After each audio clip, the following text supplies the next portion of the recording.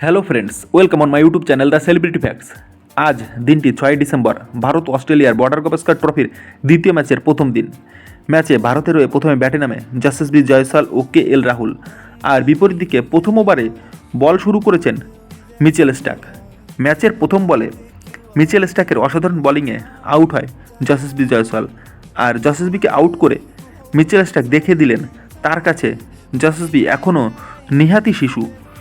প্রথম উইকেট নিয়ে স্টার্ক তার অপমানের বদলা নিয়ে নিলেন, কারণ এই কন্ট্রোভার্সিটা শুরু হয়েছিল ভারত ও অস্ট্রেলিয়ার প্রথম টেস্ট ম্যাচের দ্বিতীয় ইনিংসে।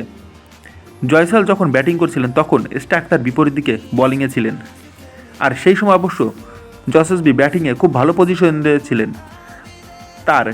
সেই সময় তিনি স্টার্ককে একটু ব্যঙ্গের সুরে বলেছিলেন যে তোমার বল খুব ধীর গতিতে আসছে, কিন্তু স্টার্ক সেটিকে হেসে উড়িয়ে দিয়েছিলেন, তাতে কোনো কর্ণপাত করেনি।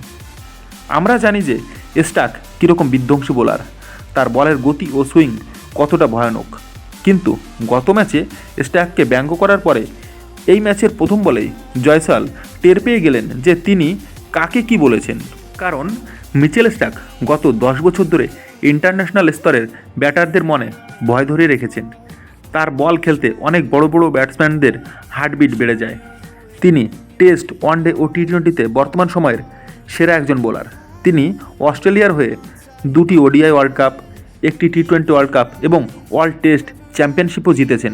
এছাড়া সম্প্রতি 2024-এর IPLও জিতেছেন। IPL-এর কোয়ালিফায়ার ও ফাইনাল ম্যাচে তার অসাধারণ পারফরমেন্স ছিল এবং তিনি ফাইনাল ম্যাচে ম্যান অফ দ্য ম্যাচও হয়েছিলেন। আর সেই তুলনায় জয়সওয়ালের ক্যারিয়ার অত্যন্তই ক্ষুদ্র। সবে 2 বছর হলো তিনি ভারতীয় দলের হয়ে খেলছেন, আর তার বয়সটাও সামান্য। ফলে প্রথম ম্যাচে স্টার্কের বিরুদ্ধে ভালো খেলে তাকে স্লেজিং করেছেন বটে, কিন্তু দ্বিতীয় ম্যাচে তিনি আর পার পাননি। স্টার্ক তাকে চোখে আঙুল দিয়ে দেখিয়ে দিলেন বাস্তব চিত্রটা কী।